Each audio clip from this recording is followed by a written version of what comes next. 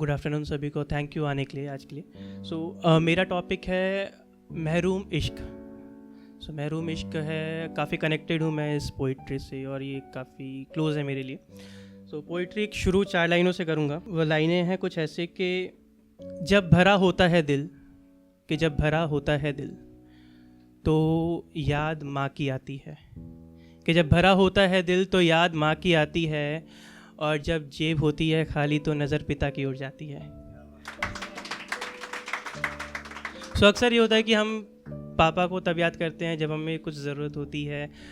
Mummy के पास हम easily चले जाते हैं, माँ को हर कोई इजीली याद करता है, पापा के पास जाना थोड़ा सा टफ लगता है सबको। तो मेरी पोइट्री शुरू करूँगा मैं अब। पोइट्री मेरे पिताजी के ऊपर है, पापा के ऊपर है।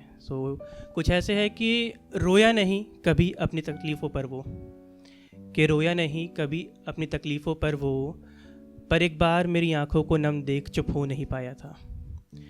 कि रोया नहीं कभी अपनी तकलीफ़ों पर वो, पर एक बार मेरी आंखों को नम देख चुप हो नहीं पाया था।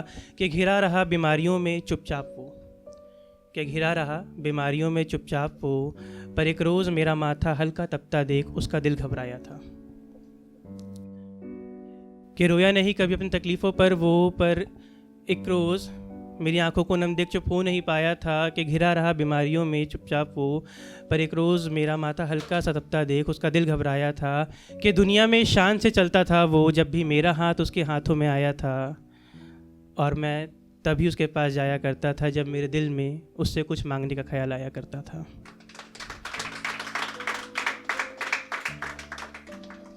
कि वो मेरी उस शरारती से मुस्कान को देखकर बोल पड़ता था कि तुम इतना जो मुस्कुरा रहे हो वो क्या बात है जो कहना चाह रहे हो। कि अक्सर ये होता है कि जब हम अपने पापा के पास बचपन में जाते थे कुछ मांगने को, तो वो देख के समझ जाते थे कि कुछ काम में तभी आया है, तो बोल पड़ते थे कि तुम इतना जो मुस्कुरा रहे हो वो क्या बात है जो मुझे तुम कहना चाह रहे हो। और मैं उसकी इस घुमावदार भाषा को शायद समझ नहीं पाता था, और उसकी इस बात को कुछ अपना इनकार समझ के 2 कदम पीछे ले लिया करता था। तब वो मेरे पास आते थे, मुझे गले लगाते थे, गोद में उठाकर अपने कंधे पर बिठा लिया करते थे। उसके बाद पूछते थे कि अब बोल तुझे क्या चाहिए, इस धरती पे है तेरी चाहत या तुझे वो आसमां चाहिए। कि अब बोल तुझे क्या चाहिए, शुक्रिया।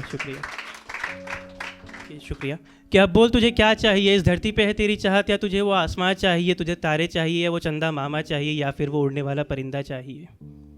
कि पिता चाहते हैं कि बच्चे की हर ख्वाहिश पूरी हो, तो उसी पिता की कि तुझे तारे चाहिए या वो चंदा मामा चाहिए या फिर वो उड़ने वाला परिंदा चाहिए, तुझे बल्ला चाहिए या पतंग चाहिए, तुझे बल्ला चाहिए या पतंग चाहिए, वो धूप की गर्मी या एसी का सुकून चाहिए।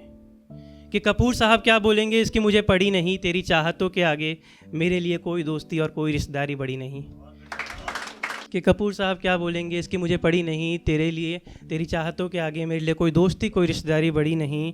उसकी इतनी प्यारी सी बातें सुनकर मैं कुछ शर्मा जाया करता था, कि उसकी इतनी प्यारी सी बातें सुनकर मैं कुछ शर्मा जाया करता था, कुछ इतरा कर कुछ लाड में आकर अपनी ही शर्ट को दांतों तले दबा लिया करता था। पर एक रोज़ मुझे पता चला वो बहुत बीमार हो गया था। कि फिर एक रोज़ मुझे पता चला कि वो बहुत बीमार हो गया था, शायद वो मेरी चाहतों को पूरा करते करते अब कुछ परेशान हो गया था, तभी तो अब मुझसे दूर जाने को बेकरार हो गया था। कि फिर एक रोज़ मुझे पता चला वो बहुत बीमार हो गया था, मेरी चाहतों को पूरा करते करते अब परेशान हो गया था, शायद इसीलिए मुझसे दूर जाने को कुछ बेकरार हो गया था। पर उस वक्त भी वो मुझ पे भरोसा जताया करता था कि तू संभाल लेगा सब, इस बात का भरोसा मुझ पे दिखाया करता था। कि मुस्कुरा कर देखता था मुझे, अपना दर्द छुपाया करता था, कि मैं कमज़ोर ना पड़ जाऊं इसलिए मुझे वो कुछ नहीं बताया करता था। कि एक रोज़ मैं पहुंचा अस्पताल तो मुझे पता लगा वो मुझे छोड़ के हमेशा के लिए जा चुका था। जिसने मुझे कभी ना रोता देखा वो मुझे हमेशा के लिए रोता छोड़ के जा चुका था। कि खुददार इतना था वो कि अपनी पूरी ज़िंदगी उसने मेरे नाम करी, और जब वक्त आया मेरा तो उसने कहा चल जा, मैंने ये तेरी ज़िंदगी भी तेरे नाम करी।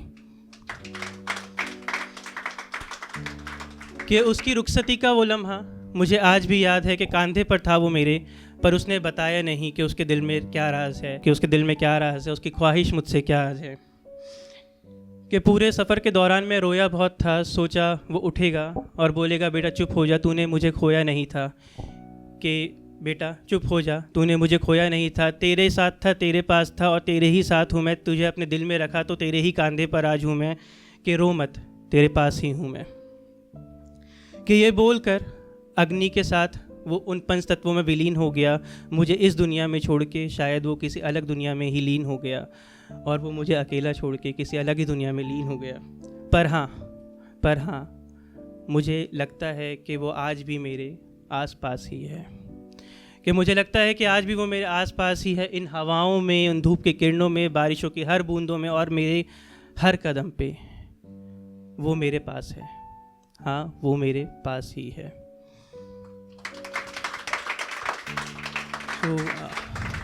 सो अक्सर ऐसा होता है कि हमें वो वैल्यू काफ़ी बातें पता चलती है, हम एक्सप्रेस नहीं करते चीज़ों को, और ख़ासकर जब बारी पिताजी की आती है तो हम जल्दी नहीं बोल पाते।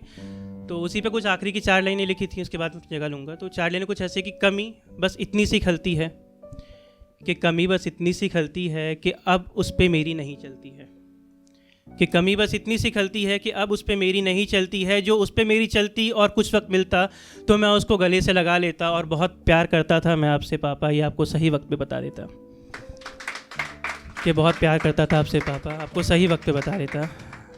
तो बस आप सभी से एक आखिरी दरख्वास्त करना चाहूँगा कि अगर आपके पास मौका है, आपके साथ हैं, तो आप अभी एक्सप्रेस कर दें। बाद में नहीं बोल पाते हैं तो ये चीज़ें सोच के, समझ के, रियलाइज़ करके बहुत खलता है और बुरा भी लगता है। तो मौका है तो बता दें अभी। बहुत बहुत धन्यवाद, बहुत धन्यवाद।